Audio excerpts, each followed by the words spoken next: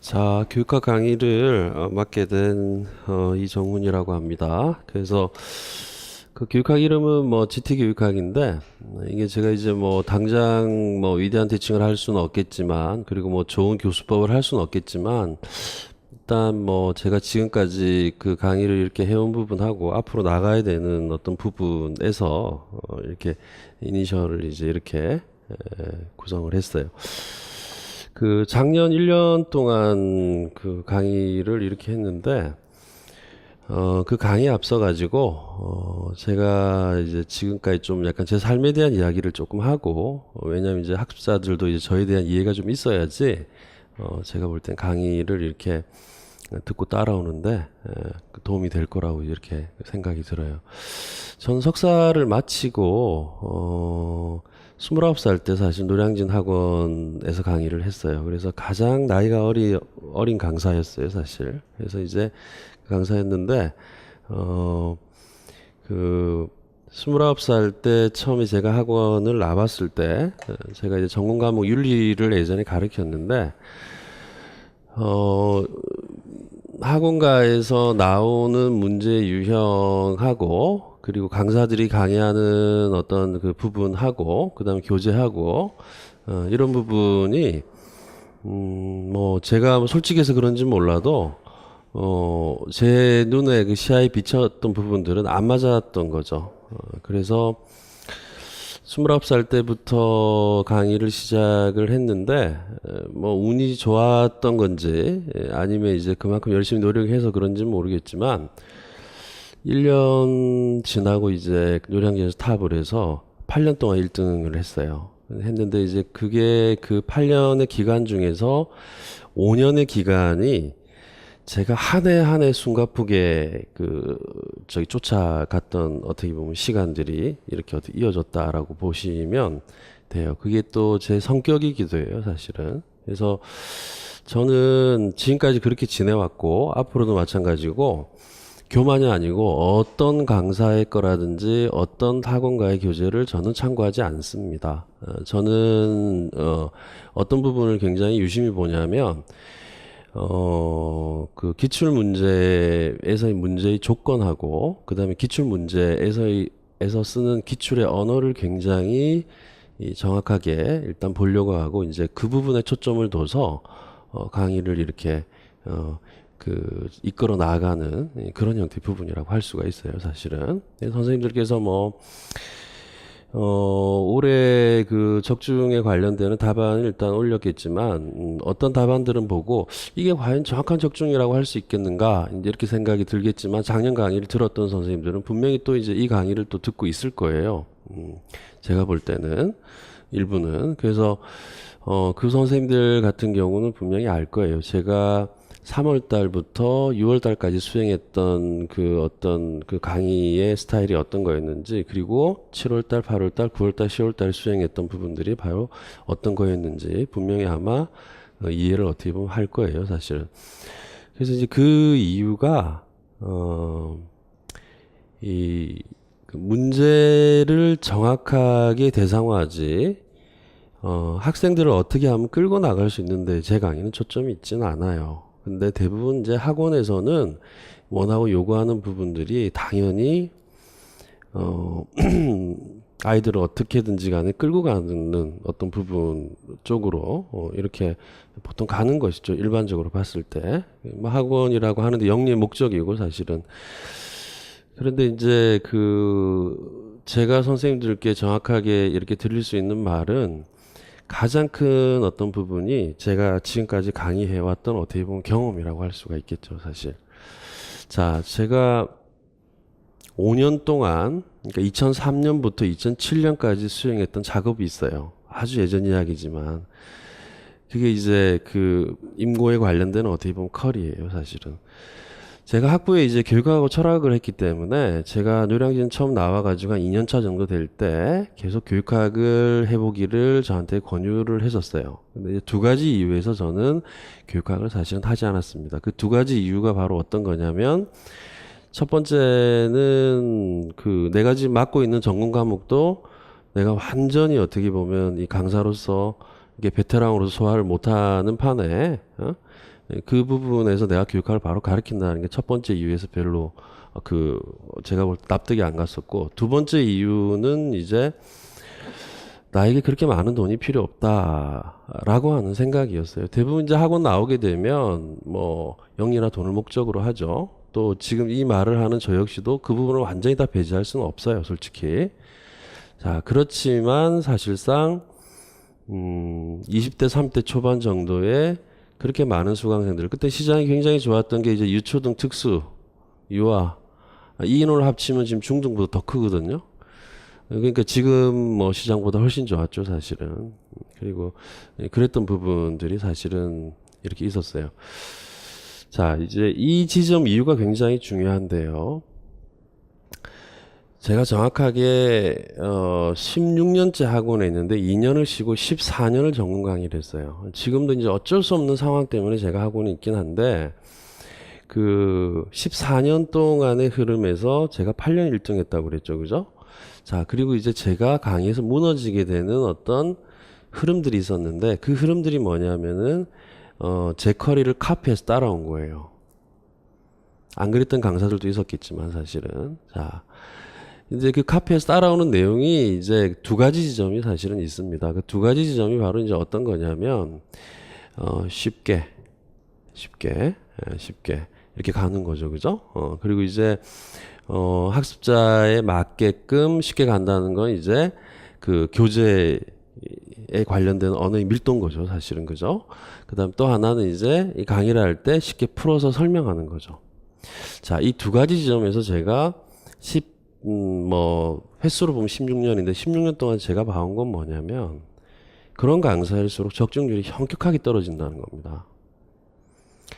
제가 뭐 1등을 오랜 기간 동안 했을 때건 1등을 오랜 기간 동안 안 했을 때건 사실은 저는 비교적 안정성 있는 적중률을 계속 유지해 왔어요, 사실은.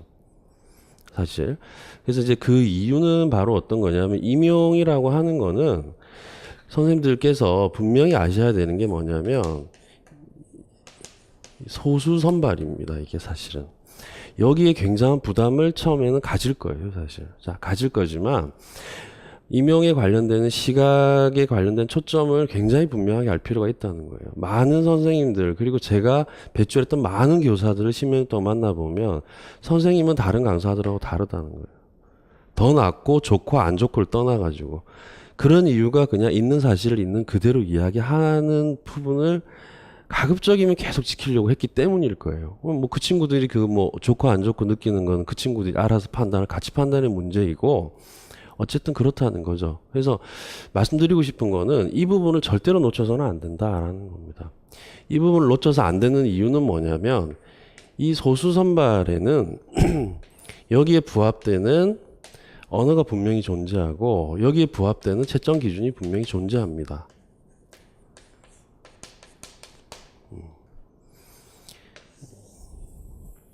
이게 예를 들어서 평균이라고 이야기를 한다면, 임용의 합격은 사실은 여기에 있는 것이죠.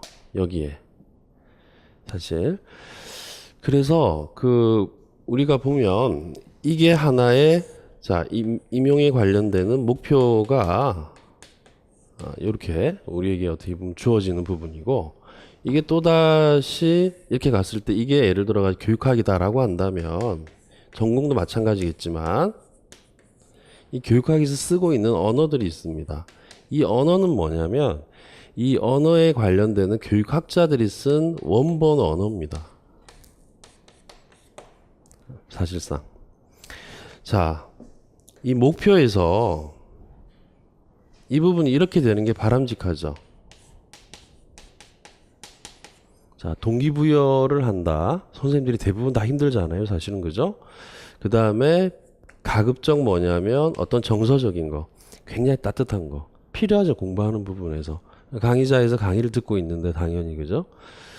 자, 그리고 이 부분의 언어가 약간 풀려가지고 굉장히 쉬운 언어로 들어온다. 이 쉬운 언어는 두 가지 유형 정도가 있다고 제가 봐지는데, 어떤 거냐면 교육학에 관련되는 기출 언어가 있겠죠. 이 지문을 포함한 이 언어보다 밀도가 낮은 언어를 이야기합니다, 사실은. 밀도가 낮은 언어. 그 다음에 예를 드는 건 굉장히 좋은데 이 언어를 이해하기 위한 예인 거예요. 근데 이 예를 들어서 풀어서 설명하는 부분이 이 부분을 넘어버리게 되고 동기부여나 정서가 이 부분을 넘어버리게 되면 이거는 점수가 여기에 잡히거나 아주 애매하게 오거나 여기에 잡혀요. 이게 임용의 현실이에요. 근데 이게 굉장히 심각한 이유는 뭐냐면 제가 십몇 년 동안 본 결과 이 언어들에 이렇게 잡히면 그 해에 임고를 실패하게 되면 대부분의 선생님들이 굉장히 큰 고통을 겪고 나면 두 번 다시 이 시험 안 보겠다라고까지 해서 다른 일을 또 하게 됩니다. 근데 대부분 한 70% 80% 다시 돌아와요. 그래서 제일 처음 만나는 언어들이 안 좋게 되면 이 언어가 그 해만 문제가 생기는 게 아니라 굉장히 고질적인 문제를 계속 일으키게 돼요. 사실. 그리고 임용의 특성은 뭐냐면 아픈 이야기지만 떨어진 80% 이상, 90% 이상 부분이 스터디를 하게 됩니다. 떨어진 선생님을 어떻게 보면 가르치게 된다는 거죠. 이게 사실상 임용에 관련되는 어떤 본질적인 어떻게 보면 모습인 거예요, 사실상. 그래서 제가 이제 한 2년, 2, 3년 정도 쉬다가 다시 제가 강의를 나와보니까 이제 깜짝 놀랐어요. 내가 이제 강의를 할 때 수강생이 조금 밑으로 떨어졌다가 뒤에 와서 결국 내가 전공시험 답안지 첨삭을 해본 결과 어떻게 이렇게까지 이렇게 될까? 그리고 올해 시험 같은 경우에도 딱 내가 예언한 대로 거의 여지없이 보면 그런 부분들, 물론 조금 그 부분 있겠지, 뭐 변화는 있겠지만 꼭 됐으면 좋겠다고 생각하는 선생님들이 안 되고 또 조금 그런 선생님이 약간 되는 경우도 있지만 거의 여지없이 이제 그렇게 결과가 어떻게 보면 나타나는 부분이에요, 사실.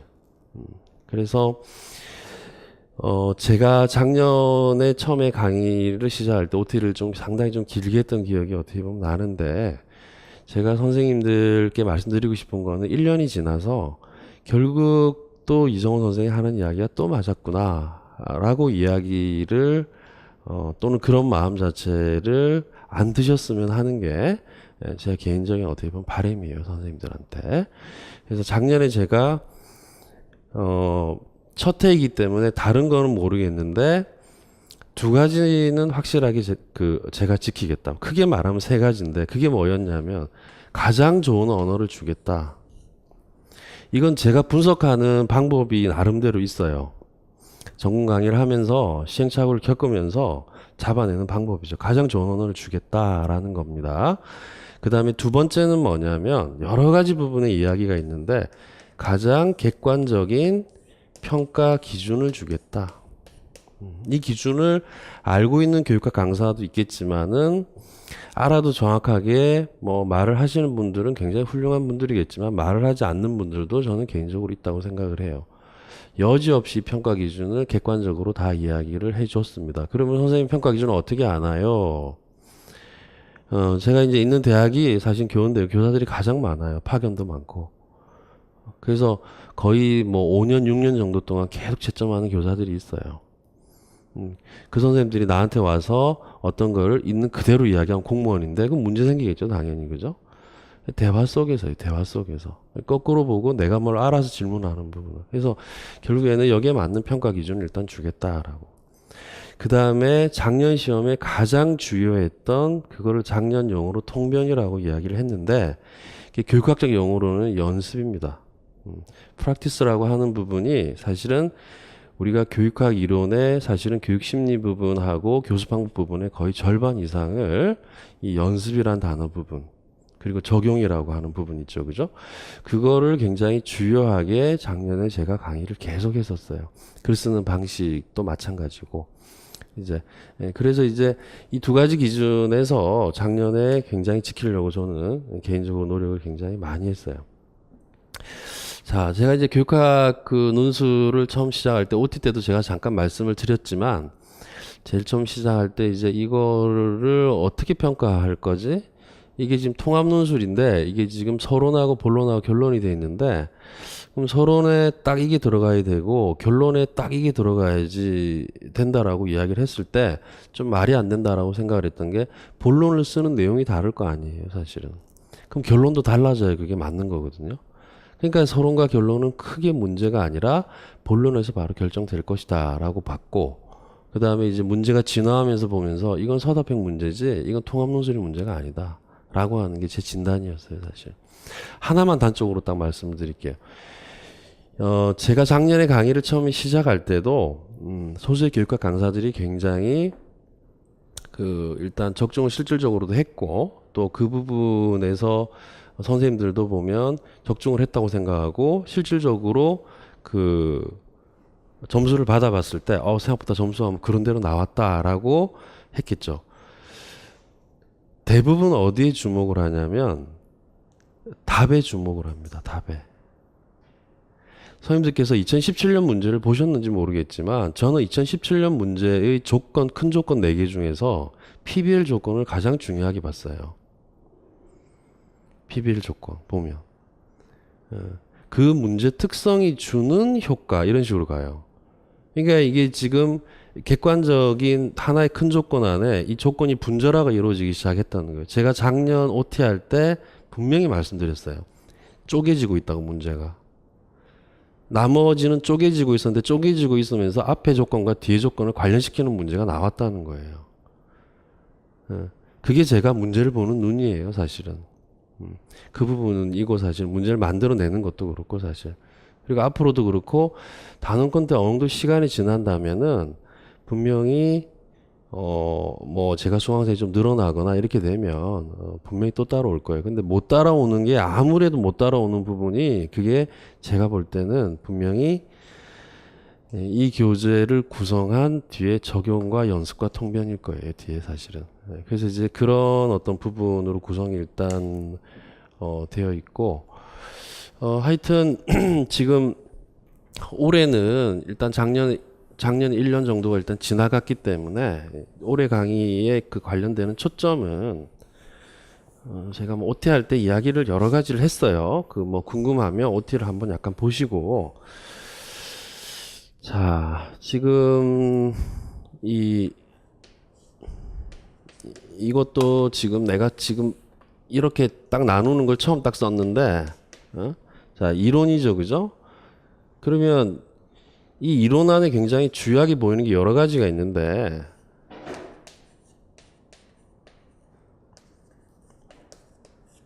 이 개념과 원리 부분이 안에 들어가게 되죠, 그죠? 자, 그런데 이 개념과 원리 부분에 관련되는 아주 객관적인 정의가 있어요. 일반적인 데피니션이죠, 그죠? 그 뚜렷한 정의들이 있는 거예요. 그래서 그 정의 부분에 굉장히 초점을 굉장히 많이 맞춘 교재가 사실은 지금 이 교재입니다. 분명히 이 교재를 보고 얇다고 할 거예요. 근데 내용이 부실하거나 빈약하지 않아요, 사실상. 자, 이게 교육학의 2분의 1이라고 보시면 돼요. 2분의 1 조금 못 되는데, 그래서 2권하고 3권인데 2권, 3권은 이거보다 조금 더 얇을 거예요, 사실은. 그리고 선생님들께서 1, 2강의가 가장 힘들 거예요. 자, 왜 그러냐면 가장 힘들어야 해요. 왜냐하면 1월달, 2월달에 만약에 뭐가 될 것처럼 강의를 시작해가지고 뭔가 확신을 가지고 공부를 했는데 뒤에 가면 갈수록 프린트가 계속 늘어난다, 양이 늘어나게 되면 전공 공부에 굉장히 큰 영향을 미치게 돼요. 교육학 자체가 사실은. 그래서 일단 1월달, 2월달에 관련되는 부분은 뭐냐면 36 강의가 사실은 1, 2월에 했던 내용을 문장 형태로 반복 연습하는 거고 나아가서 바로 적용하는 형태로 어떻게 보면 가는 거예요. 그래서 이 지금 1월달, 2월달 커리 자체가 지금 이론과 그 다음에 원리 위주로 해가지고 일단 객관적인 그 부분으로 구성이 됐고, 이 교재를 가만히 보시면 지금 안에 보면 어떻게 되어 있냐면 일반적인 정의를 제외하고는 전부 다 한 줄로 다 구성이 된 겁니다. 이 한 줄로 구성을 시키는데 이 개념과 원리 부분이면 각각의 개념과 각각의 원리들이 이렇게 존재하는데, 이런 부분들이 하나의 개념 내부 안에는 보면, 또 하나의 원리 내부 안에 보면 고유한 형태의 명사가 있어요. 그 명사를 안 빠뜨리도록 노력을 한 교재가 바로 이 교재예요, 지금.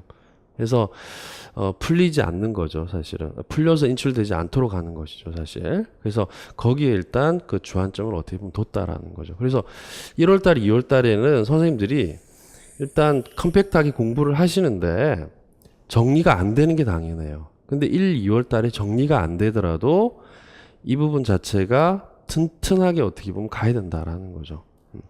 그래서 이 교육학 부분에서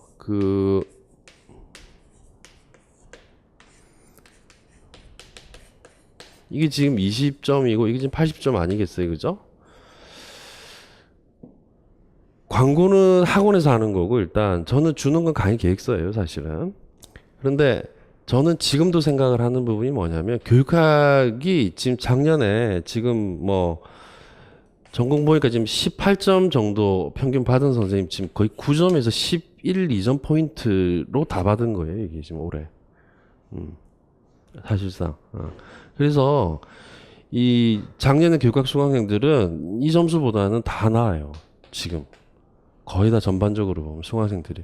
그래서 이 양쪽 부분인데 여기서 지금 제가 선생님들을 일단 도와줘야 되는 부분은 어떤 부분이냐면 교육학을 공부하는 방식 자체가 전공에 악영향을 미쳐서는 안 되는데 전공에 실질적으로 악영향을 미쳤다는 겁니다. 전공에 따라 좀 달라요. 수학 같은 경우에는 영향을 많이 미칠 수가 없어요. 영어도 조금은 덜 미치겠죠, 사실은. 근데 일반적으로 보면 대부분 다 글을 쓰는 거죠.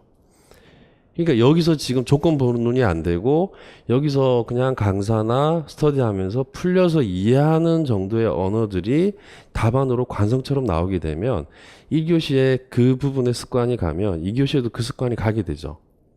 근데 교육학이든 전공이든 사실은 제일 좋은 건 뭐냐면 원본 언어와 원본 언어예요. 그 이유를 제가 말씀을 드리면 출제와 관련해서 제가 말씀을 좀 드릴게요. 자, 이 출제를 그냥 하는 게 아닙니다. 자, 제가 알기로는 이 출제가 되려면 이 출제와 관련되는 기본서 또는 자, 원문이 있겠죠, 그죠? 아주 객관적인 거예요. 그래서 최소 자, 2개 이상의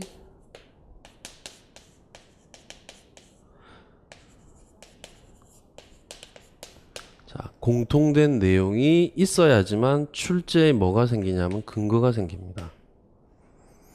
그러니까 지금 선생님들께서 과거부터 지금까지 봐왔던 모든 시험 문제 지문은 수로 정도 변화를 좀 시키면 시켰지 교육학이든 전공이든 그 전공자들이 임의적으로 구성해낸 문제는 출제가 될 수가 없어요, 이 시험은.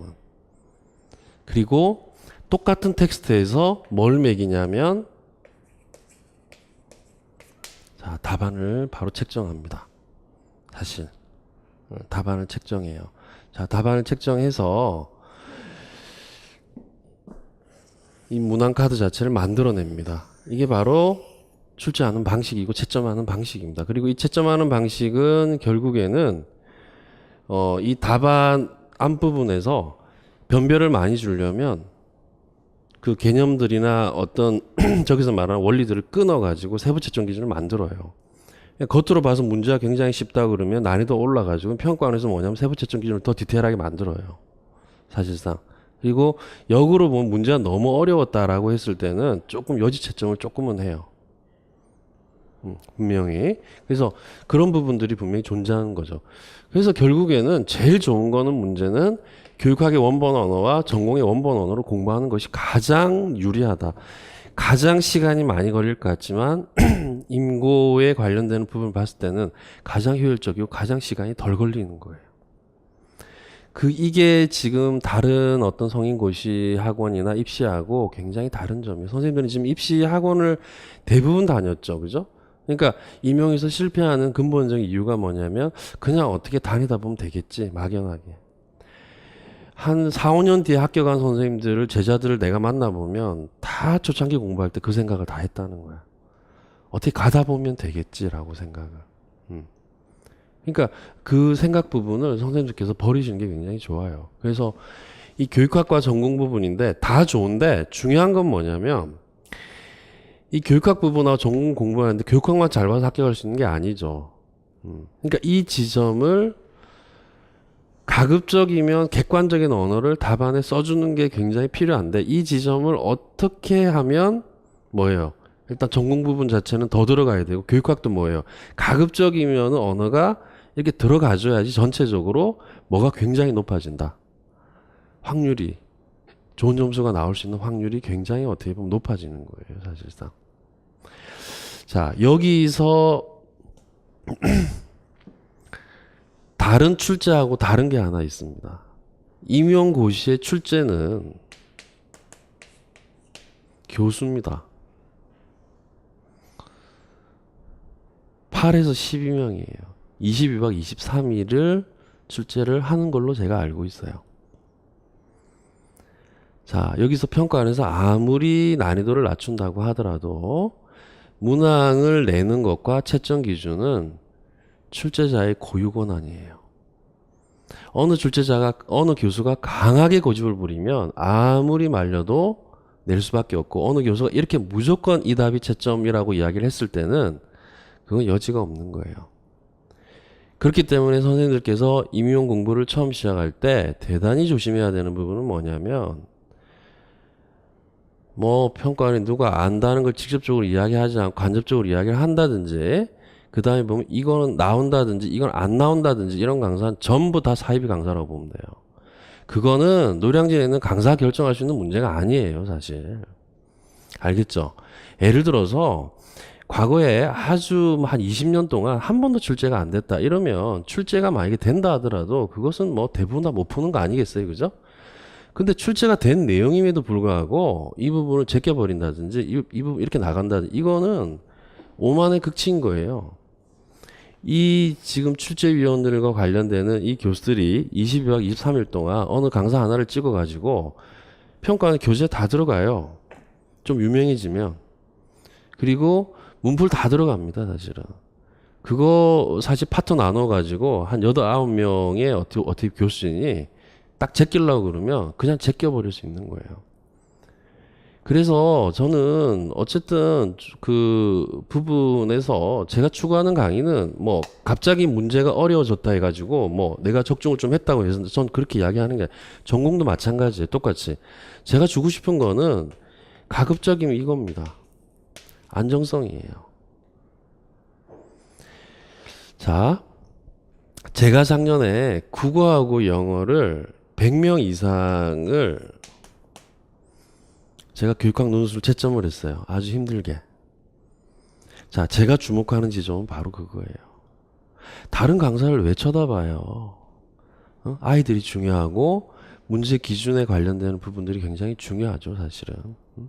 올해 제가 교재 내는 것과 앞으로 나올 교재도 전 주목하지 않아요. 그리고 저보고 분명히 자존심이나 고집도 세다고 할 거예요. 근데 계속 적중해 나가면 그런 말 못 할걸요? 그리고 제가 또 그렇게 살아왔으니까, 사실. 그러면 나중에 내가 유명해지면 전략이 필요한 거죠. 노련한 강사 같으면. 자기 학생들이 어떤 피해를 보지 않을 수 있는, 그건 그 뒤에 일단 가서 생각해야 될 문제인 거예요, 사실은. 그래서 이 안정성이라고 하는 부분은 100명에 관련된 채점을 했는데 굉장히 흥미로웠어요. 자, 첫 번째 흥미로웠던 게 뭐냐면, 국어 선생님들의 사고를 볼 수 있었고, 두 번째는 영어 선생님들의 사고를 볼 수 있었고, 세 번째는 수학 선생님들의 사고를 볼 수 있었어요. 비슷하게 쓰는데 내 눈에는 보이는 거예요. 주안점을 어디에 두는지. 예를 들어서 영어 선생님들은 주어를 잘 써요. 다른 것보다는. 자기들도 몰라요, 그걸. 사실. 국어 선생님들은 어쨌든 보름달처럼 어쨌든 둥글납작하게 잘 넘어가려고 해요. 문제에서, 사실은. 그래서 그 지형을 이렇게 쭉 봤는데 뭐냐면, 실질적으로 채점했던 선생님이 이 100명을 매기면 2명에서 많으면 3명이 기존입니다. 올해 시험 채점 말고 20점이 나온다는 거야. 근데 60명을 딱 매기니까 기준에서 20점이 1명 정도 나와요. 2명. 자, 그때 제가 매길 때 어떤 기준을 가지고 매겼냐면, 올해처럼 나온 게 이론에 관련되는 개념과 원리는 정확하게 매겼어요. 1점씩. 근데 나머지 부분에서 2가지, 3가지 쓰는 거 있죠.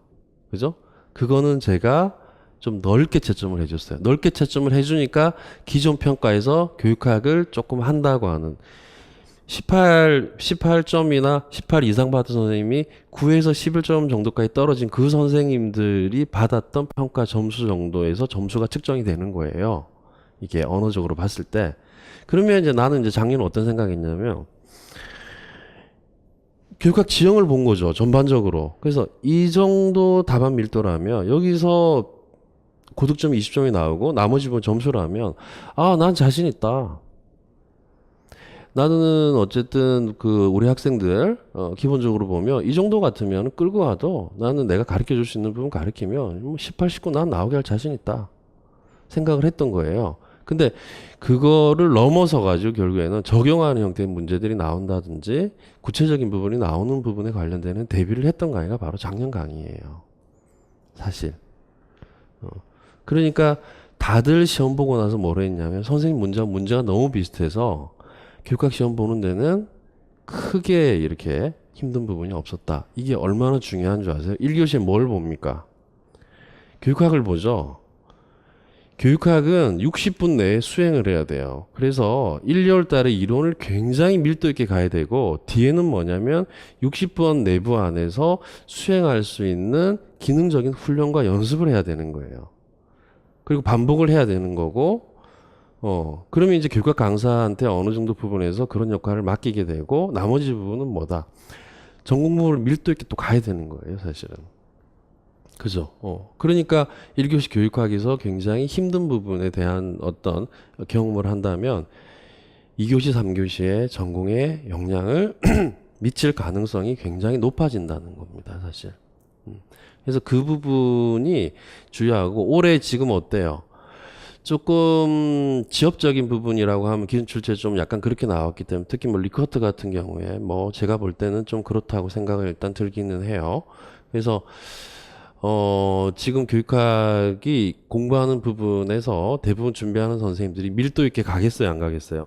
강사들도 이제 과거의 객관식처럼 밀도 있게 가겠어요, 안 가겠어요? 가겠죠. 그럼 올해일수록 어떻겠습니까, 사실은? 이 강사가 교육학을 하는 부분의 부담을 상당히 잘 덜어줘야 되는 해이기도 해요. 사실상. 작년에 어렵게 나왔다고 해서 뭐 무조건 이렇게 올해 또 어렵게 나올 것이다 이런 방식으로 몰아가도 굉장히 문제이고 그 다음에 작년만 그렇게 나온 걸 거야 이것도 문제인 거예요. 그래서 이 안정성이라고 하는 거는 제가 강의에서 추구하는 부분이 바로 그 지점이라고 이야기를 할 수가 있어요. 기본적으로 이렇게 나오면 60분 내부 안에 그냥 쓸 수 있는 형태의 강의는 그냥 강의를 그냥 쭉 듣다 보면은 그 정도까지는 그냥 형성이 일단 돼요. 충분히 보면. 그러니까 별로 뭐 이렇게 걱정할 필요가 사실은 없고요. 그리고 이제 교육학 처음에 논술 시작될 때는 뭐 이렇게 서론, 본론, 결론 쓰는 게 굉장히 뭐 좀 잘 모르니까 주의하고 했지만 지금 뭐 어차피 지금 한 뭐 6회차 정도 지났기 때문에 그거는 선생님들이 별 걱정할 필요가 없어요. 제가 안 가르쳐 줄 거예요, 사실. 그 이유는 제가 원래 뭘 일부러 안 가르쳐 주고 하는 강사가 아니에요. 강의를 듣다 보면 아마 알 텐데. 1월달, 2월달에는 이론하고 개념하고 원리 위주로 갑니다. 어쨌든. 그 위주로 가고, 그 다음에 3월달부터 2월달은 저게 반복이 되면서 조건 변형, 어떠한 조건이 변형되더라도 언어에서 처리하는 스킬을 강의를 일단 할 거예요. 그리고 7월달, 8월달이 되면 제가 서본결 짜는 걸 이야기를 일단 해줄 텐데 7월달, 8월달 부분에서 서본결 짜는 거는 그냥 2주 정도만 훈련하면 돼요. 그리고 11월달 같은 경우에는 뭘 하게 해줘야 되냐면 정리를 하게 해줘야 되는데 올해 일단 책 나가는 걸 봐서 내가 결정을 할 텐데요. 맨 마지막에 지금 하나 더 나와야 될 책이 있긴 한데 올해 낼지 안 낼지 모르겠어요. 만약에 안 낸다면 선생님께서 맨 마지막에는 이 책으로 돌아와야 돼요. 다시. 이 책에 특히 뭐냐면 명확한 이론의 개념과 원리 위주의 객관적 정의 있죠. 그 부분으로 돌아와야 됩니다. 그렇게 되면 전공보다도 교육학은 나중에 기출 문제를 풀 때 제가 말씀드리겠지만 지문 안에 키워드가 걸리게 돼 있어요. 어디가 걸려도. 그래서 그 지점으로 강의를 이렇게 이끌어 나갈 그런 게 1년간의 어떻게 보면 플랜이라고 이야기를 일단 할 수가 있습니다. 뭐 어떤 선생님이 그래요. 자기가 느낀 거니까 이정훈 선생님의 진가는 또 이렇게 말하면 뭐 강의를 수강하라는 것밖에 안 되기 때문에 내가 뭐 말이 굉장히 좀 약간 뭐 부끄럽기도 한데 그렇게 될 수밖에 없지. 응? 진가는 맨 마지막에 나타난다. 응? 그럴 수밖에 없는 이유가 저는 객관식은 어릴 때 선생님들께서 많이 풀어왔죠. 익숙하죠, 그죠? 대학에도 논술은 어때요, 우리가? 뭐 서본결은 아니지만은 대학 시험 답안지 볼 때 썼죠. 근데 이건 지금 서다평이거든요. 그리고 교육학 논술도 저는 가감 없이 서다평이라고 생각을 해요. 15점에서 결정돼요. 서론하고 결론을 잘 쓴다고 해서 5 이상 더 주지 않아요.